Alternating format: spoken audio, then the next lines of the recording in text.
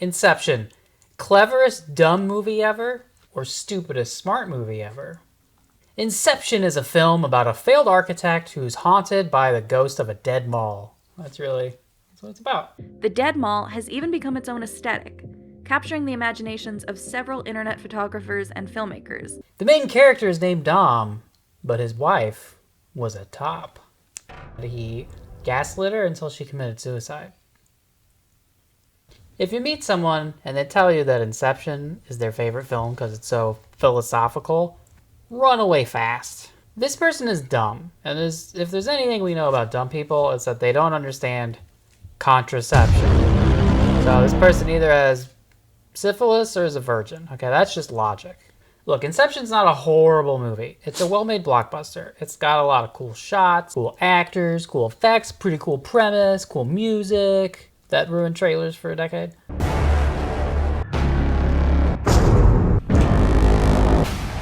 The draft is now officially open. But it's not clever. And if you think it's clever, that's because Christopher Nolan inseminated your brain. Planting an idea in someone's brain and then they think it's their idea. What? It's called teaching. That's teaching. So it's not horrible. It's not an awful movie. So don't at me and being like, oh, I get it. It's a blockbuster. But my issues with Nolan films are that they're not as clever as they think they are. And I just feel him up his own ass the whole time. And while it feels philosophical or clever, it's not really if you actually stop to think about it. He just gives you no time to think about it. And no, I'm not mad about the ambiguous ending. I'm fine with not resolving and picking a side or the other. I'm mad that the ending that you thought was philosophical and clever was actually really hilariously stupid. So the ending, everyone wants to talk about the ambiguous ending, so that's where I'm gonna not start. I'm gonna start with dreams are not video games. Dreams are not video games. I recently had a dream that I was on a date, even though I'm married. It was a secret date. And the whole time I'm paranoid. Like I woke up in like a cold sweat, like paranoid, I'm gonna get caught. Plot twist, it was with a man and I'm not gay, okay? So part of the dream was like, I'm afraid I'm leading this guy on. I don't know why. I'm going through with the date. Don't want to get caught by my wife. Also, it was Charlie from It's Always Sunny in Philadelphia. I'm not sure if it's Charlie Kelly or Charlie Day. It doesn't matter. It's a dream. Weird shit happens in dreams. It could have been both. I don't know. No, we did not eat milk steak. What's your favorite hobby? Magnets. All right, what are some of your likes? Ghouls. Son of a bitch. What are your dislikes? People's knees. Oh, come on! I'm gay for Charlie Day is the point of the story. Inception treats the human brain like it's a Grand Theft Auto 5 server. And there's all this real world logic just all over the place that just doesn't belong there. Dreams are basically GTA 5 escort missions. All we had to do was follow the damn train, CJ. All we had to do was follow the damn train, CJ.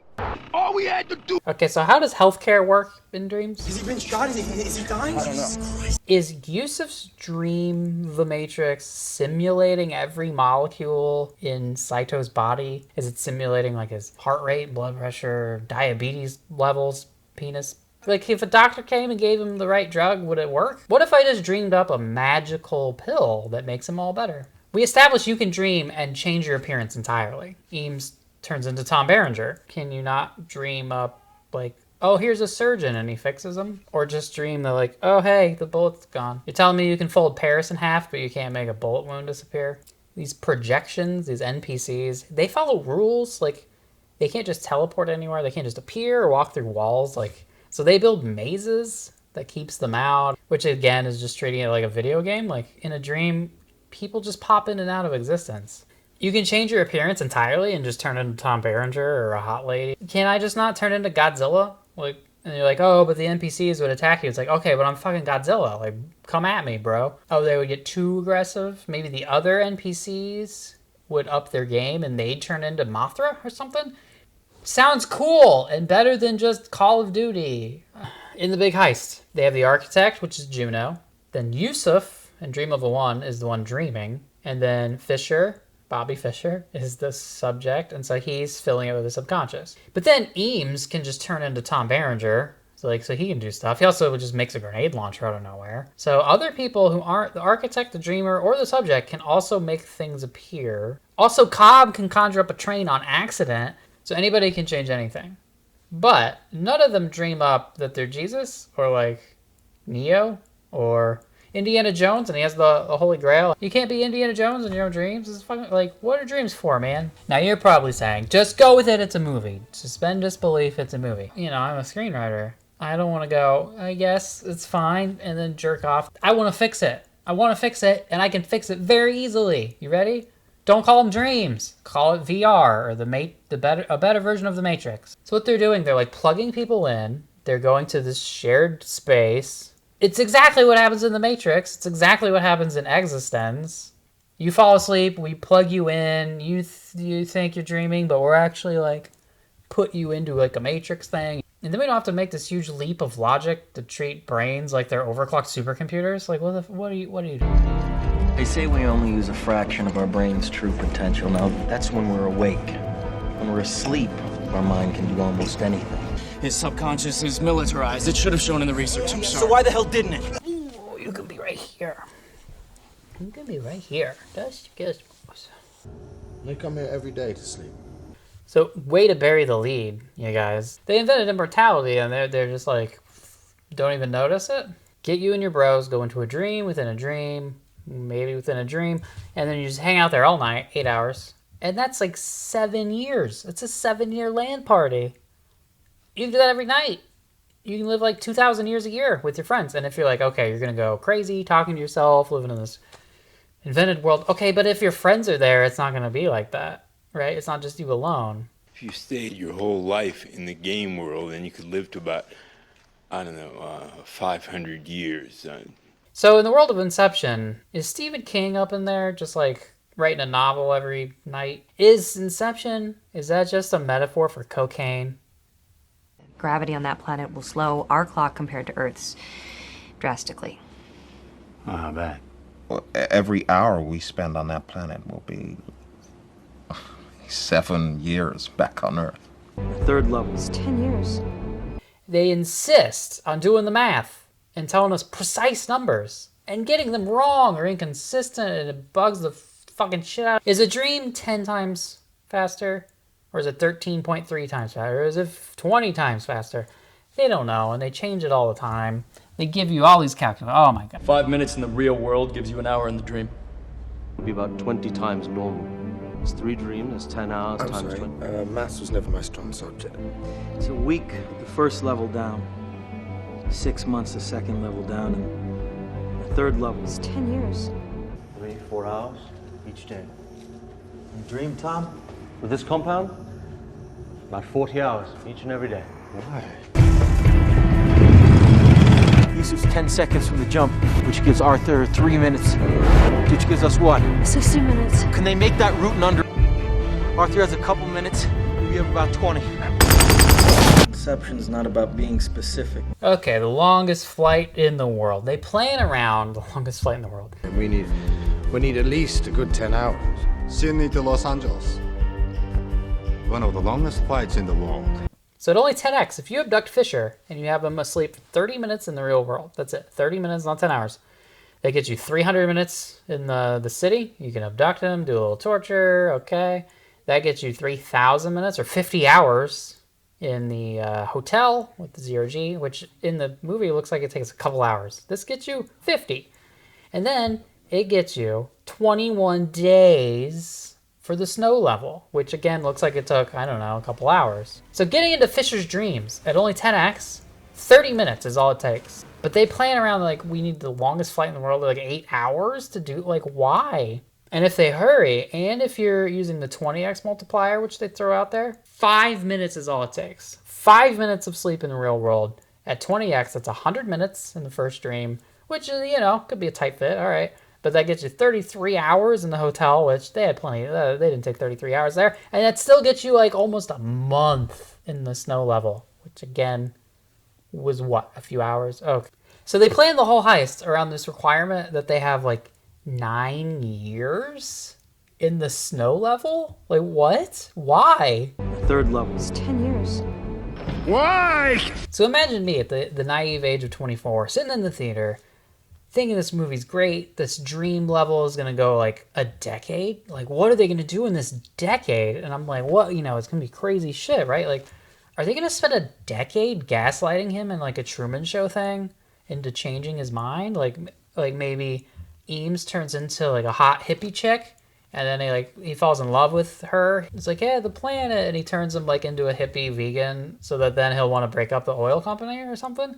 And you're like, you get 10 years of that, and then like when you come out of the dream, having spent 10 years as this hippie, maybe Eames still thinks he's a hippie vegan girl. I don't know, like weird shit. I'm just thinking like it's gonna go crazy. Like what the fuck is Nolan thinking of? Like a decade. What are they gonna do with this? I've never seen a movie where they like. And you get a scene from True Lies. They're skiing and shooting, and it takes like 2 hours. Why did we need 9 years? What the fuck? This is what I'm talking about when I say this movie is stupid. Like, not, hey, I rewatched it 40 times and I noticed in the background of this shot here that there's this little... It's a 2F09 on each. He plays Scratchy's skeleton like a xylophone. He strikes the same rib twice in succession, yet he produces two clearly different tones. I mean, what are we, to believe that this is some sort of, magic xylophone or something? I'm talking about seeing this movie for the first time in the theater, and I'm like excited about what's gonna happen. And then it feels like the second half of the movie was written by a different person who like didn't even understand the first half of the script. Like, Arthur has a couple minutes. We have about 20.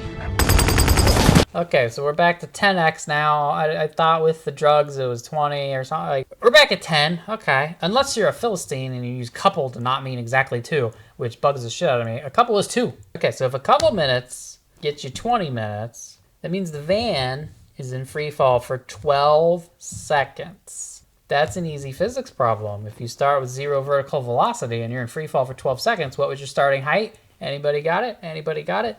I did the math. It's 2,313 feet. Just get the van to the top of Willis Tower in Chicago, drive it off that. You're still 863 feet too short, okay? Like, holy shit, this is a tall bridge. Again, all they had to do is not use specifics, not make me do the math, not provide me with enough information to do the math and point out this stupid crap. I'm in the movie theater, like, doing math in my head, going, wait, that doesn't make sense. And anyway, why are you using math so concretely? It's a dream. It's not a goddamn physics simulation. How long was Saito dead in the snow level? Because they act like he's aged like 50 years or something. Look how super old he looks, right? Even if we go with 20x, to get to 50 years at 20x, that means he's dead in the snow level for 2.5 years. And a thing that looks like it takes like a couple hours. So there's time dilation bullshit. I don't know. It's just way higher in limbo, I guess. So if he's dead in the snow level for 2 hours, be generous. And he aged 40 years in limbo. What's the X on that? What is the time dilation factor? It's more than 20. Is it what, 30? 50, 100? I did the math. It's 175,320x. That's 8,766 times more than 20x. So they're only off by a factor of like 9,000. Imagine you're a doctor and you're giving some dude a physical, and it's all just pretty normal. It's this normal dude. And then you're like, can you whip your peen out? I need to look at your peen. It's a normal dude, and he's all nonchalant, and he just like whips it out like it's totally normal and within expectations. And he pulls out a wiener that's 11 football fields long, including the end zones. And he's like, so what is it? Is that good? That's how far off they are on this. Put another way, imagine you're having sex with a dude. Let me pop a quick H on this box. This way we all know it's filled with hornets. And then he ejaculates. We're using scientific terms. I'm a scientician. You see, your crazy friend never heard of the food chain. Just ask this scientician.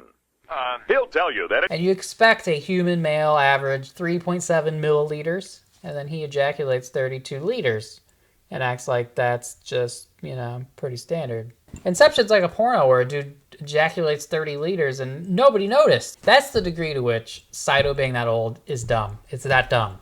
It's 32 liters of cum dumb. And then you just grab him being old, like completely out of context, and make this dream within a dream within a dream within a dream. A flash forward, and now you've got an opening scene, everybody. Look at that. Genius stuff. Now you say, shut up, suspend disbelief, and I'm like, this movie is the one that insists on constantly giving us specifics and details and rules and exact numbers and figures, and it makes me think about them. It's the movie's fault. Inception's not about being specific. I have an easy fix for this one, too. Okay, you ready? Just don't give specifics. You just say every level down you go, it takes longer. Longer. Couldn't have peed before you went under, sorry. Bit too much free champagne before takeoff, eh, Yusuf? Aha, bloody hot. All right, so I've got a cocktail for you. This is I call it a dream within a dream within a dream. Oh my God. I'm using crushed up vitamin B, which apparently glows. Sex on the beach, because it's beachy on the farthest dream down, right? Beachy. Snow level, so I'm going aquavit, weird Scandinavian. And then New York City, Manhattan. So I'm dropping in there. Up into that one. Okay. Anyway, I guess I'm gonna chip a tooth on this. Oh yeah, that's good. Oh, that's good. Inception! Inception is a metaphor for filmmaking, and every character represents like a director, writer, cinematographer, special effects. Many people have made a big deal out of this metaphor, and then Christopher Nolan said it's not true.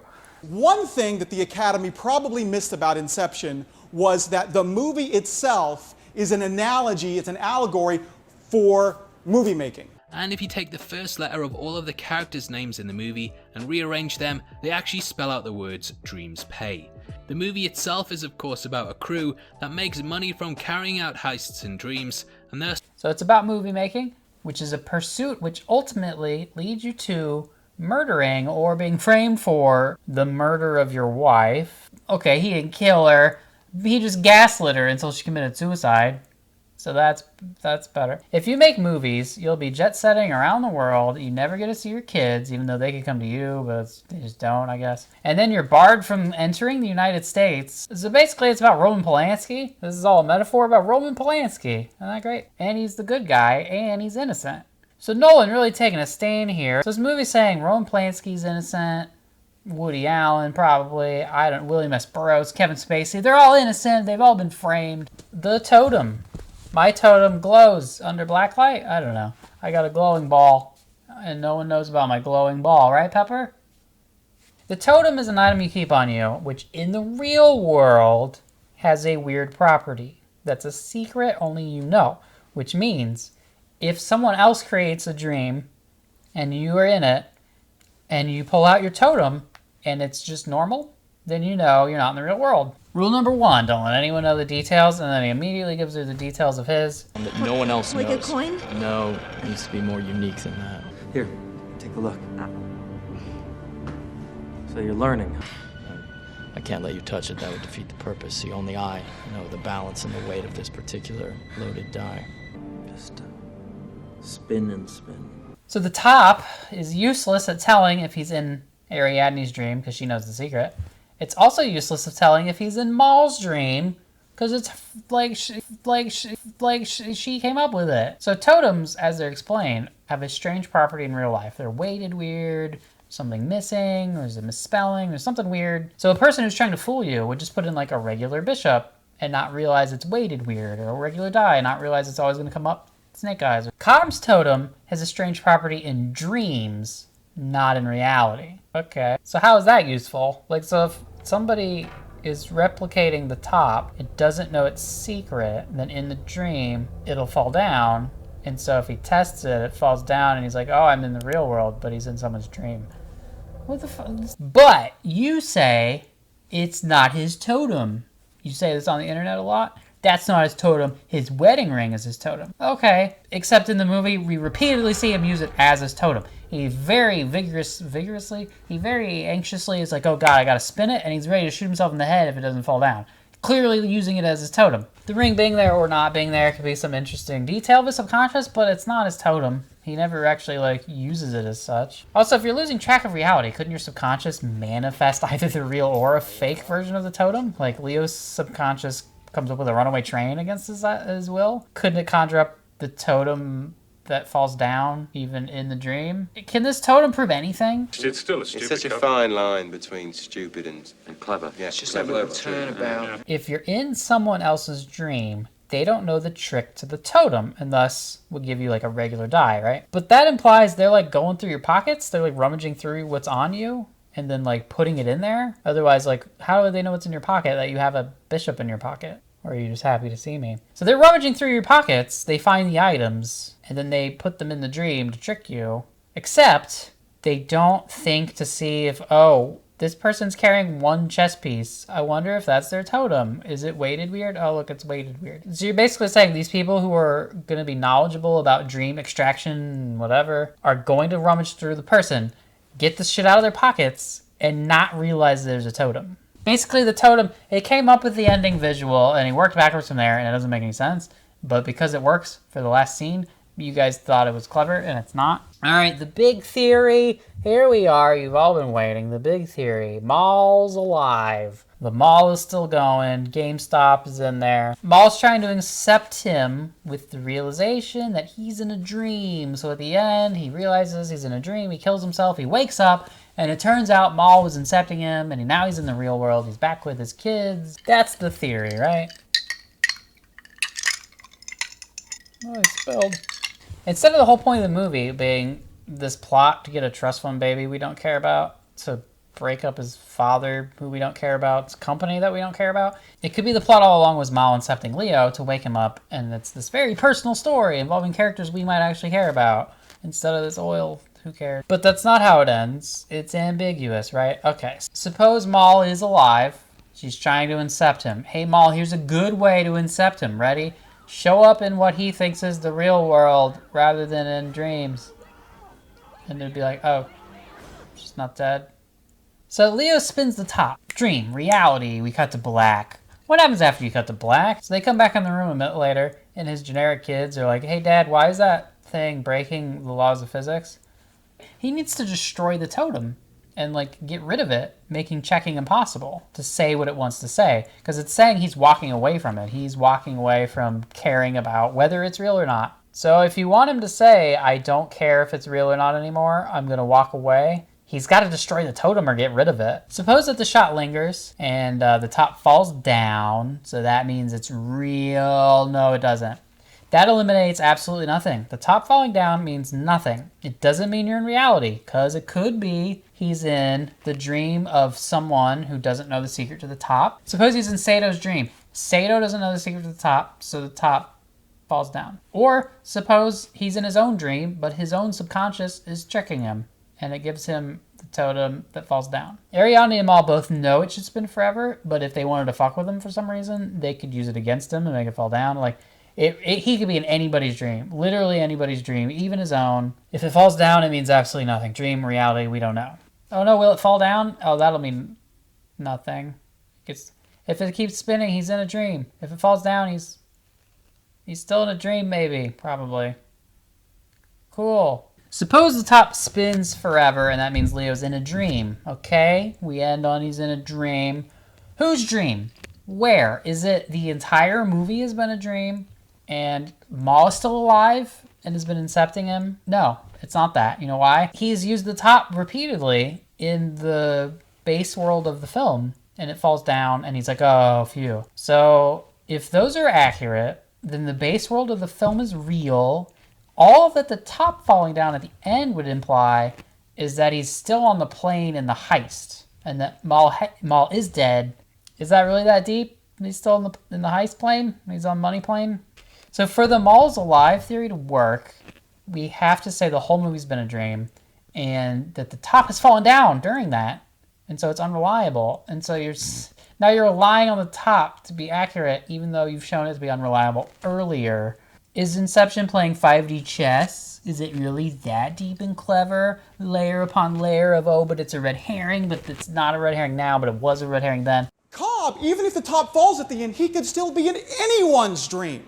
The top falling at the end tells us nothing. It is a red herring. It is there to distract you, to think you've got it figured out. Oh, if I only knew if the top fell, I'd have it all figured out. That ending was much more clever than you thought, right? Nolan has misdirected you, trying to make you pay attention to the wrong thing, the top, to try to find out whether Cobb is still dreaming. So what you're doing at the end of the film is like, oh, I wonder if he's still dreaming. And so you're looking down here at the top, based on a consistent interpretation of the film, that Cobb was still dreaming, even if the top fell. He would still be dreaming. He'd be in Sato's dream, a dream that he created once he got to Eames Snow Fortress dream layer that was empty, once he woke up from limbo, only going one layer up. So Inception's more complicated than you think. What's clever about the ending is not the fact that it's a clever cliffhanger. It's clever because it tricked you into thinking it was a clever cliffhanger when it wasn't a cliffhanger at all. But at the end of the film, there's a spinning top that's spinning, and if it falls or doesn't fall is the key idea. Is it a dream? Is it reality? It is a red herring. It is there to distract you. And the way the end of that film worked, Leonardo DiCaprio's character, Cobb, he was off with his kids. He was in his own subjective reality and didn't really care anymore. And that makes a statement that perhaps all levels of reality are equally valid. It's not that clever, it says the guy with a shot in a thing. Can you see? Oh, God, it's dripping.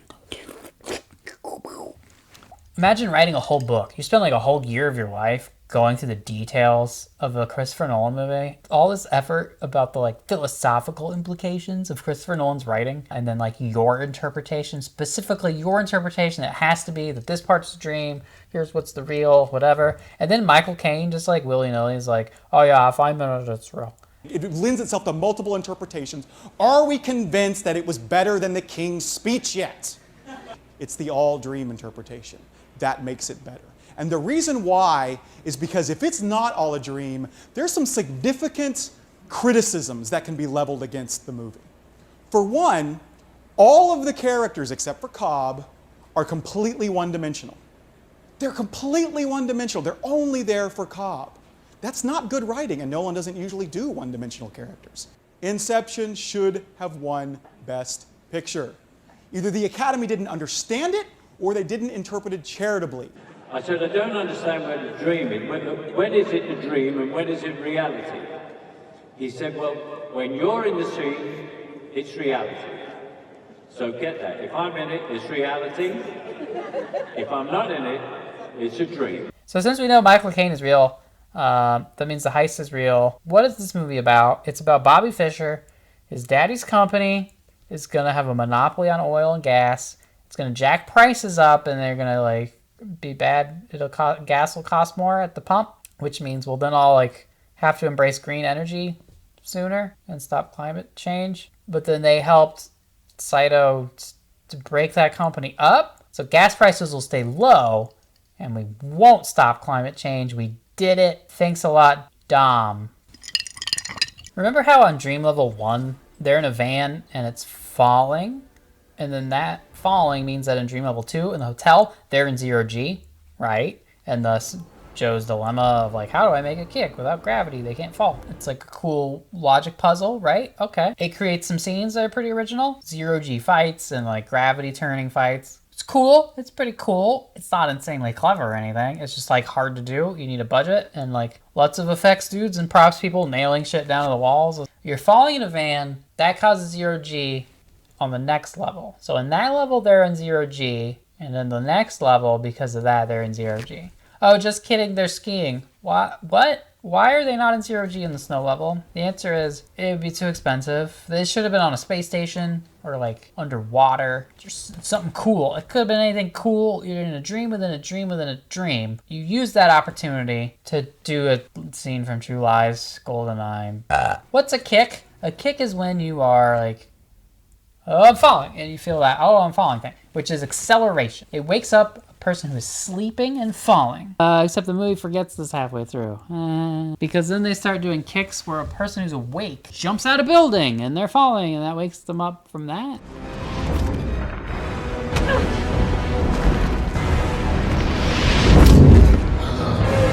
So no kick from this, huh?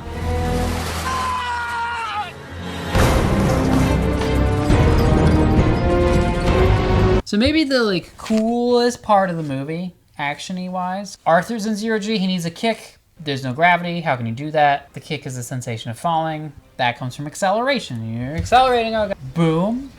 Acceleration as it's pushing them up. Now they're coasting. 0G again, 0G again. Elevator car hits the roof. Elevator car stops, they keep moving, still 0 acceleration, until they smack face first into the roof of the elevator car.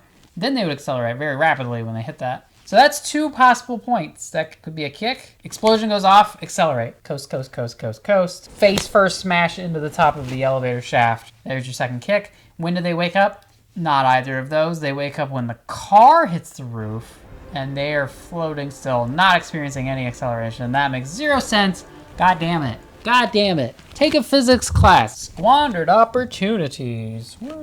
So in the Matrix, they needed a way to make these virtual reality things have consequences, right? So they established a rule, if you die in the Matrix, you die in real life, which makes sense. Every time you die in Grand Theft Auto, you die. So it's cheating, okay, but it gives stakes to stuff that would otherwise just be consequenceless, right? As an audience, we're pretty accepting, okay, here's a leap, this is, okay, whatever. In Inception, at the beginning, if you're in a dream, if you get killed, you wake up from the dream. Okay, there's your rule. I'm good. Now, I'm not super happy with it. You have a dream where you're guillotined and then you're just a head and you live on as a head for months. Dreams are fucking weird. That also creates interesting possibilities for goals and stakes. So, for example, so they establish that pain is real, right? And he kills his friend to save him from all this pain. You know, that's a little different from your standard action movie. It can allow for pretty clear goals and stakes that are unique to this setup that it can't be in just any action movie. The bad guys can capture Juno, and they're like torturing her spunky ass, and it prevents them from completing their mission. They maybe get information from her to like stop them, or you gotta go like save her from being tortured, and she comes out of this with like PTSD from being tortured forever. So imagine they're like trying to kill Juno to save her, and she's like trying to help you kill her. So it's like trying to watch a goalie score an own goal or something. Like, I've never seen that before in a movie. I'm looking at you, Barbados. So once they start the big heist, they commit a cardinal sin, which is, hey, you already spent the time on exposition. Don't spend more time on exposition to undo previous Oh my God, what? It won't wake him up. What do you mean it won't wake It won't wake him up. When we die in a dream, we wake up. Not from this. You go to limbo. So cool. They very helpfully define it as raw, infinite, subconscious. It's like, oh, what is that, like a never-ending Lil Nas X video? We had a set of rules that was interesting, and now you're overriding them. What this accomplishes is now the rest of the film is a movie where they try not to die, try not to kill their friends, and then they shoot bad guys and try to not get shot by bad guys. I've never seen that before in an action movie. This is great. You're throwing away an interesting setup to go back to boring shit. This is what I'm talking about with, it seems like the second half of the movie was written by a different person who's like, I don't get it. See, you do this. What is real? If you're talking about what you can feel, what you can smell, what you can taste and see, then real is simply electrical signals interpreted by your brain. So that you can do this.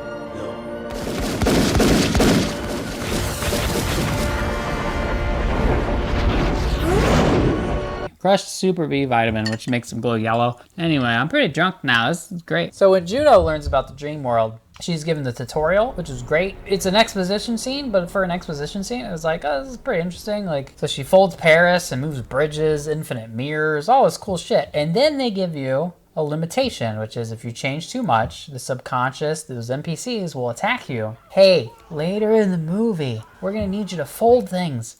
Infinite mirror, upside down city, weird shit, gravity, move gravity, wee. So if you change too much, the subconscious becomes hostile, and suddenly all the extras turn into like Planned Parenthood protesters. And anyone with a pulse can see later in the movie, this is what's gonna happen, and they're gonna need Juno to manipulate some shit, get him out of a pickle, do a weird, but not too much. And then in the third act, never comes up again. They went through all this trouble of exposition to establish the power and the limitation, and then they never use it. Just like, what the again, it's like 2 people wrote this movie. In fact, Juno is like pointless after this. The whole heist, she's just like Leo's shrink. Bring a girl along so she can talk about feelings. She's the feelings person. It's like, she's an architect. Like, give her the weird. You set her up. It's a great setup of a power limitation, and it could be a dull exposition scene, but it's like made interesting. It has no payoff. It's horrible. Like, what the fuck? So what happens instead? GoldenEye snow level from True Lies. At one point, they're like, oh no, we have less time. We need a shortcut. And you're like, okay, here's why we brought Juno along. She's gonna like turn the whole snow level upside down and it's like a snow globe. I don't know. Or she'll open a portal in her vagina and they'll all ski through it. Something cool. Can they make that route in under an hour? They still have to climb down to the middle terrace. Well, then they need a new route, a more direct route. But what she does instead is she like makes a new route or something off screen. And then it's like, oh, they skied a different route. There's the zero-G thing, right? But it's not a choice. It's not like, oh, I'm the dreamer in this level, and to get us out of a sticky situation, I'm going to make gravity go away, and now we can like fly away with a jetpack or something, and meanwhile the guy's chasing us in a car, now I can't drive their car or something. I don't know. The zeroed gravity happens just on accident, and it becomes a problem, and he's like, oh no, how do I make a kick without gravity? And it's like, are you saying the dreamer can't change gravity in a lucid dream? Isn't flying in your dreams like one of the most common dreams? Like most people have had flying dreams. Lucid dreams in Inception, you can't change gravity at all. In dream level 1, they're in a firefight, and it's just generic like Call of Duty, bang, bang, bang with your AR-15 or M4 or some shit. And then Eames is like, oh, you gotta dream bigger, and he pulls a grenade launcher out. I'm like, dream bigger is like a real life grenade launcher. Why don't you dream up the gun from Eraser that like shoots through walls? Or just dream up Arnold from Terminator 2. He's a good Terminator, and you just have to send him out, and he can do shit. Dream a little bigger, man.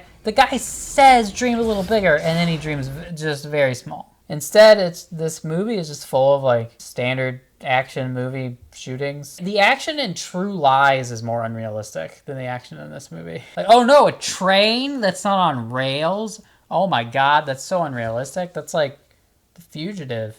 Alright, so I'm an English professor. I'm not a philosophy professor. I'm not a philosopher. But here's me pretending to be a philosophy professor. The Allegory of the Cave, written in about the year 400 BC. Here's the basic bitch version you probably know. So Plato's there's a cave.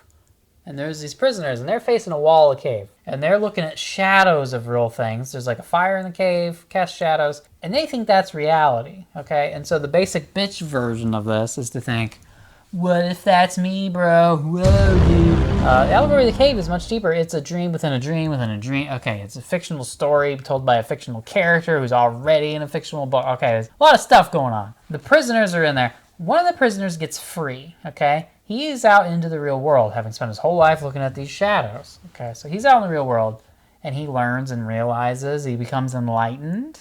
Then he goes back to the cave. He goes back to his bros and is like, hey guys, these are shadows. This is not real. And they're like, cool, thanks, man, for enlightening us. No. They're pissed. They think he's crazy. Also, like, now that his eyes are adjusted to outside, when he's inside, he can, like, barely see, so they think he's, like, gone blind. They figure out if you go outside, it, like, blinds you and makes you crazy. No, I'm serious. This is just a shadow. Look, if you could look this way. They are pissed, and ultimately, they're like, they want to kill him. They want to murder him. Shut up, I've heard enough. Shut up, Timmy, come on! Okay, so this is all a metaphor for the philosopher, right? The enlightened philosopher sits around thinking, comes up with, oh, this is an illusion. And then he goes and tries to tell people, and they're all like mad at him and like don't want to listen. And so that is used as an allegory about democracy. The masses are out there, they're dumb and deluded. If you try to tell them the truth, they'll be pissed at you because you're like so super smart. Socrates was sentenced to death for basically trying to tell people, hey, we could do this better, whatever, and he's corrupting the youth. So the story of the Allegory of the Cave, it's being told by Socrates, but Socrates is this fictionalized version of Socrates inside of Plato's Republic. Dream within a dream within a dream, people. So Plato is using this whole thing to argue against democracy and say democracy is fucked up and can't work because the masses are idiots. And then instead we should have rule by philosopher kings, these enlightened philosopher kings. So like, what an idiot, because democracy is obviously so good. So the Allegory of the Cave is not just, whoa dude, that's a shadow, and then you make the Matrix. No, it is being used to say a thing about the real world. It's a metaphor about the life of the philosopher. It's a lesson about democracy. It's got things to say. To me, Inception is a whoa, dude, and a like, I've had 4 Budweisers, and I'm like, yeah, that's cool. And then Interstellar is like several bong hits. Whoa, dude. And then Tenet is like, you smoked crack, and you're like, wow, what the fuck? So according to Nolan, the point is that whatever reality you pick is all that matters. So like, it's your reality. So if you're like crazy and sitting around naked, rubbing yourself with peanut butter, thinking you're Yoda. Yeah, rubbing himself in peanut butter. Ooh. Just because a fucker's got a library card doesn't make him Yoda. That's fine. That's your reality. All realities are equal. So he's arguing for, like, the prisoners of the cave to stay in the cave because that's their reality. And I want to make the case to you that our dreams are virtual realities, these abstractions that we enjoy and we surround ourselves with. They are subsets of reality. He's arguing against enlightenment. So he's like a flat earther, I guess. Leo makes Juno tell him the new secret. Did Eames add any features? I don't think I should tell you. If Maul finds out... We don't have time for this. Did he add anything? He added an air duct system that can cut through the maze. Good. Explain it to them. Psycho? But wait, we don't want Maul to know the secret. No, but tell me. And then she tells him, and then he's like, okay, now tell them. It's like, why did you need to just tell them? Why does he need... The whole movie's about Fisher's dad being disappointed in him. His last words to his son are disappointed. This is exactly the equivalent of being like, I'm an abusive husband. If I can't have you, no one can. It's like that cliche. Disappointed! So Ariadne, star architecture student, breaks all these laws, risks like melting her brain or like getting PTSD, is like, what the fuck, I'm not letting Maul into my subconscious or whatever. Why does she do that? Why does she come back? Why does she want to be involved? Because she's like so tempted by this Dreamworld stuff, which is like, wait, couldn't she get access to Dreamworld stuff without working on this heist? Because it's not like it's super high-tech top secret. Like, okay, maybe hard to get. Yusuf is running a lab in his basement in Kenya. So you tell me, like, this top architecture school, when we've already established architects use it, they don't have, like, a computer lab. Get this goddamn school a computer lab. So 4 movies came out in 98 and 99. So all 4 of these films, more or less, are just as clever as Inception. Why is it that Inception and The Matrix won out, are in the canon, and 13th Floor, eXistenZ, and Dark City didn't make the canon? No one remembers them. Why is that? 13th Floor is the most cookie cutter of them all. It's like standard real world. It's a computer programmer working on a simulation in the 30s. Okay, and so he goes in there and those people in there think it's real. Giant computer game? While my mind is jacked in, I'm walking around experiencing 1937. Where it gets dumb is that when you download into the 30s simulation, and you have to go into a character that's already there. You can't just make a new avatar. And so when you do that, the character who's already there uploads into your real body? Like, what is this shit? And then, of course, wow, an AI escapes and says, the real world? Oh, no. And then, spoiler, it turns out that the real world in, like, 1999 or whatever is a simulation, and then he wakes up and he's in 2030. Just doesn't have that many layers to it. It's like pretty straightforward about it. No cool action or anything. The fact that they're in a simulation, it's like, well, it's the 30s and you're in the 30s. Kind of boring. Kind of the most boring of the 4. eXistenZ, David Cronenberg. Great and weird. It's Cronenberg. It's all kinds of weird, like slimy, gooey body horror. Kissing them. It's just excited. Wants action.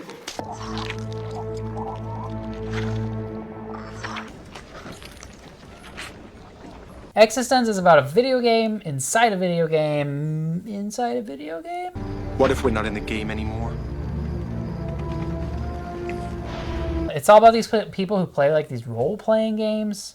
They jack in.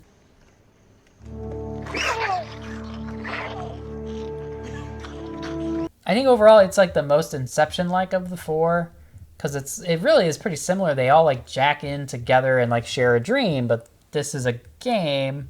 Inception calls it a dream. Basically, it functionally is the same thing. They also have a game designer as like the architect. Like, really weirdly, okay, Inception feels like a video game, but they call it a dream. eXistenZ, they call video games, and it feels quite dreamlike. There's very weird shit. So Inception's like Grand Theft Auto-y. eXistenZ feels like Return to Zork. Want some rye?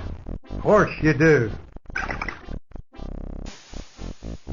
But the big kind of the problem with it is there's not overarching world building going on. Like we don't really know what's going on because we're just like inside a game or whatever. We don't really know. There's not like a big overarching thing like there is in The Matrix where there's the big war or whatever. It's also just chock full of weird sexual innuendo, sex, baby, umbilical cord. It's weird. And I like that because I'm a sex weirdo.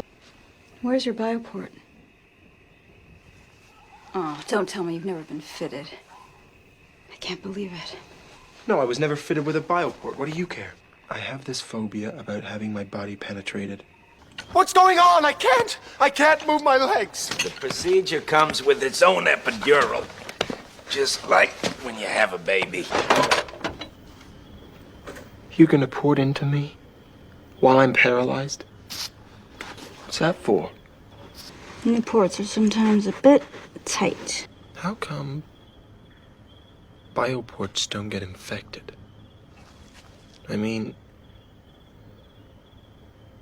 they open right into your body.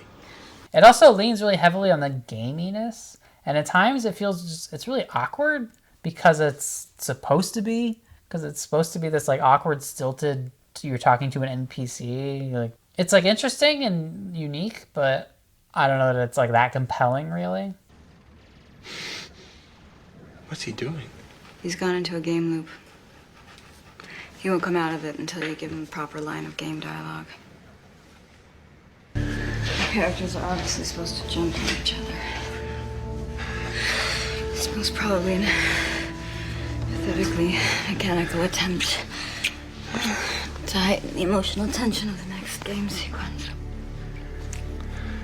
The action is like okay. Again, it's pretty low budget, so We want the special. The special is for special occasion. We're here for the special. Dracula is a special? I cannot give you the special. Mutant reptiles and amphibians provide new and previously unimagined taste sensations. Hope you enjoy it very much.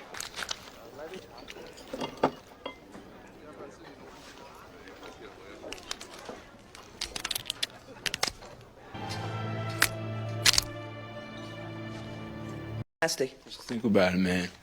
If you stayed your whole life in the game world, then you could live to about, 500 years. Dark City, I think, of the 5 films I'm including Inception, is the best on the premise level. Not an execution, premise level only. Most interesting to think about. Kind of the most philosophical of them, maybe. It's just not executed that well. So it starts out, it's this noir murder mystery. You've got this guy. Now you must listen to me. You have lost your memory. There was an experiment. Something went wrong. Your memory was erased. Do you understand me? No, I don't understand. What the hell is going on here? You serious? I just told you that a moment ago. Right.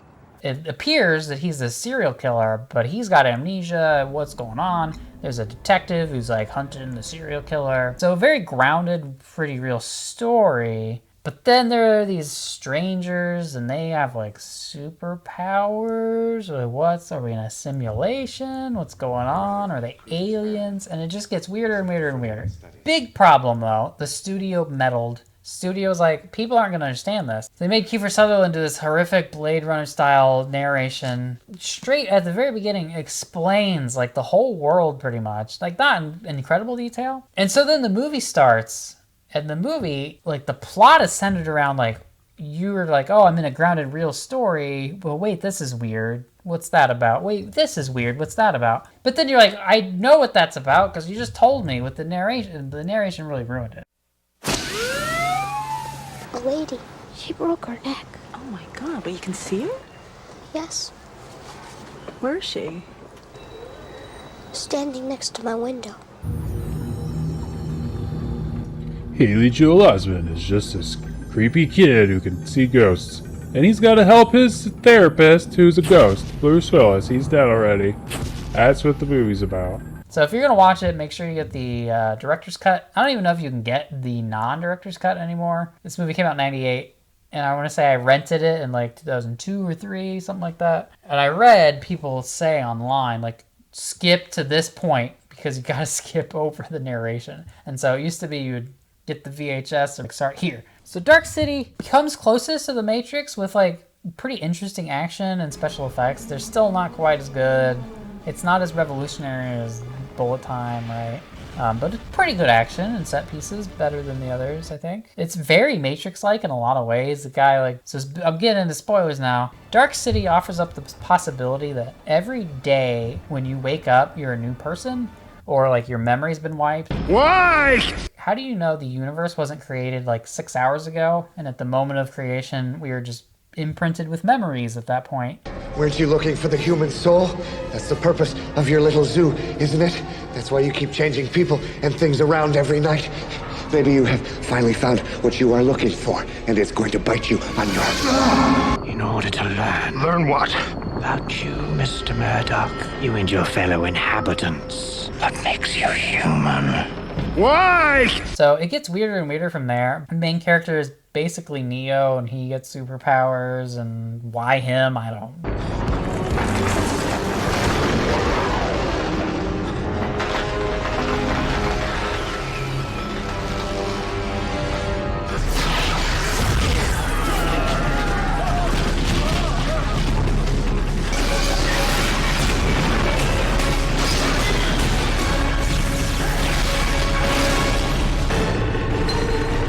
The biggest problem though is even with the director's cut, even without the voiceover narration, it still doesn't really do the mystery all that well. It's not doling out information in a great way that keeps you hooked. It weirdly like doubles back. Imagine in The Matrix, if Neo is out, he's in the real world, and then like halfway through the movie, we cut to Neo's girlfriend and inside the Matrix, and she's like, where did my boyfriend go? And like she's trying to figure out what the Matrix is when we already know. So the Matrix, best of the four. Why is it the best? Is it because it's the cleverest? No, it's not. There's the battery nonsense that really makes no sense, which is really the studio meddling, because the studio was like, people aren't going to understand this, which was they were putting people in the Matrix to use them for labor, right? Like use them as like programmers to do creative programming things, because maybe the AI is not creative or something like that. Studio's like, no, that's too weird. And so they turn them into batteries, which is just dumb. Like, and then in the sequels, Neo's superpower cheat codes work in real life for no reason. That's really stupid. Also, Trinity's like, you must be the one because I love you and you're the one to me. Like, what? This is so corny. The big thing The Matrix does have going for it is the larger story of like the war between humans and robots. It kind of hints at a bigger world. Why is it that The Matrix is the one of the four that lived on? Why is it that Inception is such a big thing in the canon? It's because they had the biggest budgets, they had the best action sequences, best special effects. That's really it. I'm telling you, if Dark City or eXistenZ had been the one to come up with Bullet Time, eXistenZ and Dark City would live on, not The Matrix. It's not about the big ideas, it was about how cool it was. Inception's got cool shit, that's why everybody thinks it's so smart. It's not smart, it's cool, it's not smart. So the real Inception, the real reverse heist, was when millions of people went to see Inception and thought it was philosophical and deep. Are you here to steal from me, or do we are actually asleep? An audition. An audition for what? Doesn't matter. You failed. We extracted every bit of information you had in there. But your deception was obvious. I have to do this a little more simply. Tell us what you know! Tell us what you know now! I've always hated this carpet. This isn't gonna work. Wake him up. Give him the kick. What? Dunk him.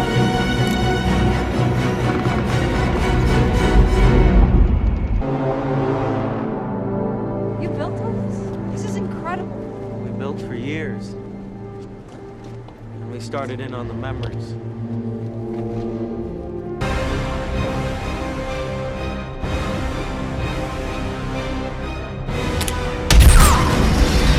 I hope you're ready.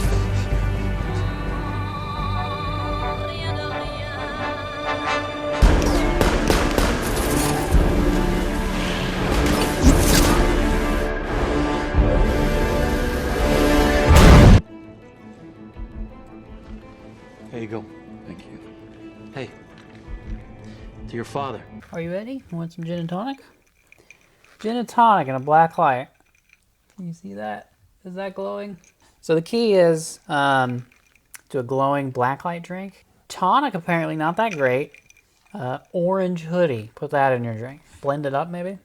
Your classic gin and tonic, and lemon, not lime, so it prevents malaria but not scurvy. Pro tip, safety tip. Oh my goodness, tie there, buddy pal. Ruben's our new foster. Does he glow under blacklight? Oh, this is the whole reason I got a white dog. This is such bullshit. Why don't you glow? Done with that shit. Tennis balls also glow under blacklight. Put that in a drink. Could be a good idea. Just feel him up his own ass the whole, and then jerk off. Just because the fucker's got a library card doesn't make him Yoda. Metro North Mall. Inception should have won Best Picture. Why?